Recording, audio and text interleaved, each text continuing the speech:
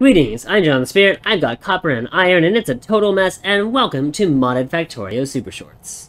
I brought my coal from this first line along to help me with iron, and in order to split it, instead of using a splitter, I have used an inserter to pull coal off onto this coal-iron belt.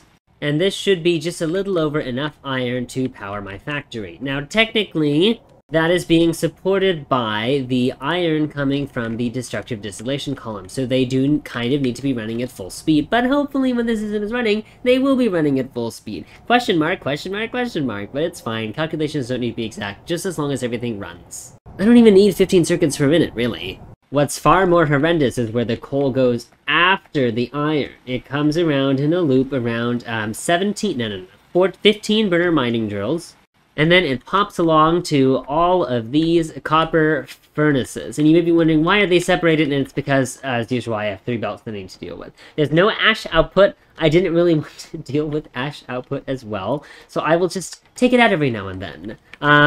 Not the greatest strategy, but it is a strategy. Eventually, the coal comes back around and rejoins the system just in time for the destructive distillation columns, and the coal is still not being used at full speed, which is good because, well, I might need it for other things. I'm not sure, honestly, at this point.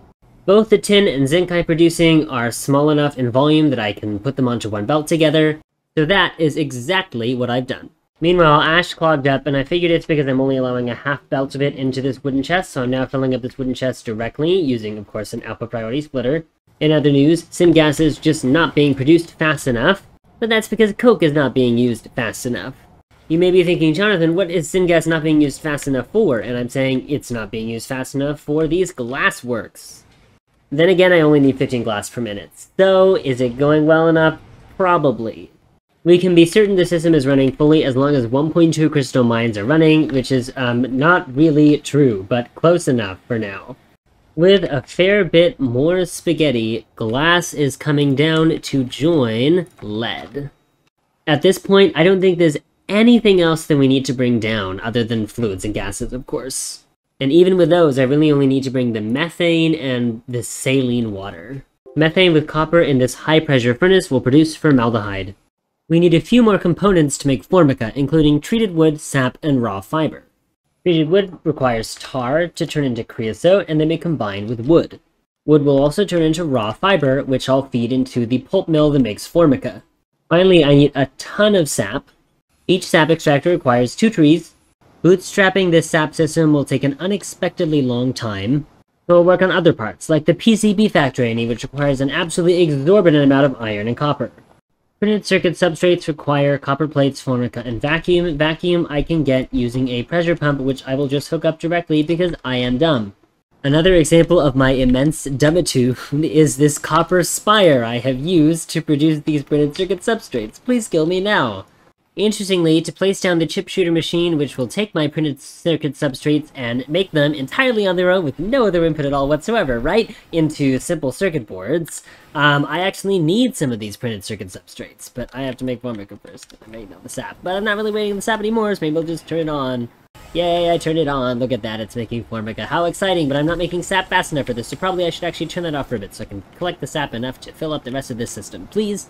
Okay, now that I've guaranteed that I will get all the sap trees I need, I have hooked back up my Formica producer, and shortly, very shortly, we will get printed circuit substrates as soon as I do this. There we go. Look at that. I said, look at that. I said, please give me Formica. Yes! Printed circuit substrates! Amazing! We are making them, and probably at a reasonable rate, too! Assuming I get enough tar for treated wood, which is not happening. Why? It's not happening because coke is clogged because lead is clogged. Oh no. I really need to start using these things so that these things don't clog up anymore. I just need things to start. Please, somebody help me. Now we've got our chip shooter machine, and it's only a matter of counting down the objects we need. Copper zinc batteries, ceramic capacitors, air core inductors, high power resistors, vacuum tubes, and solder. To make air core inductors and ceramic capacitors, I need ceramic. Ceramic requires coke and clay. Clay requires steam, but I can get steam from raw coal. I just need to dump the ash. Steam is flooding into this clay pit, and clay will get put into this ceramic high-pressure furnace with the help of some coke. Ceramic will pop into this air core inductor and ceramic capacitor producer. Copper from this line will turn into copper cables, and tin from this line will pop into the ceramic capacitor producer. With the help of a friendly electric pole, these things will begin running. And now that they're on a belt, I can feed them to our chip shooter machine. Next up, I want to use up all of our glass, so I'm going to feed it to the high power resistors and the vacuum tubes. Iron and copper have been routed around so that this little corner can take the iron and copper and produce the vacuum tubes. We need graphite from this high power furnace, which is getting coke. We also need glass, so I've brought up my lead glass line to curve up around here. Glass will go into both of these machines. Coke will head into this one along with tin. And with our vacuum pump set, everything is powered and we are producing both machines, vacuum tubes and high power resistors. And we're going to be using enough of our graphite, which means enough of our coke, to start our system running in earnest over on the left here.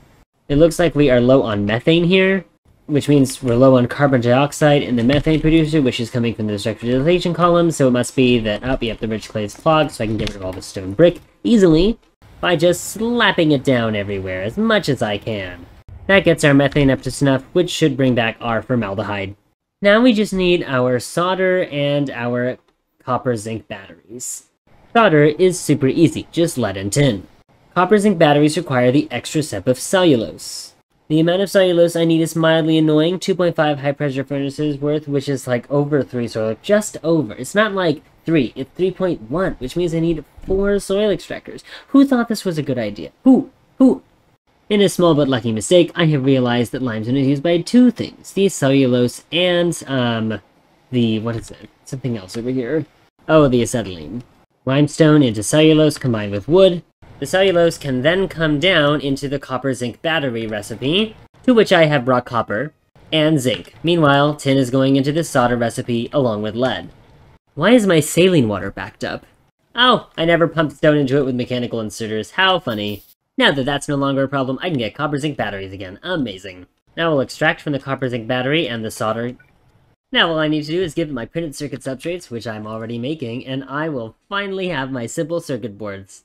Behold, 5 simple circuit boards. Here we go. Amazing. Look at that, they're just going.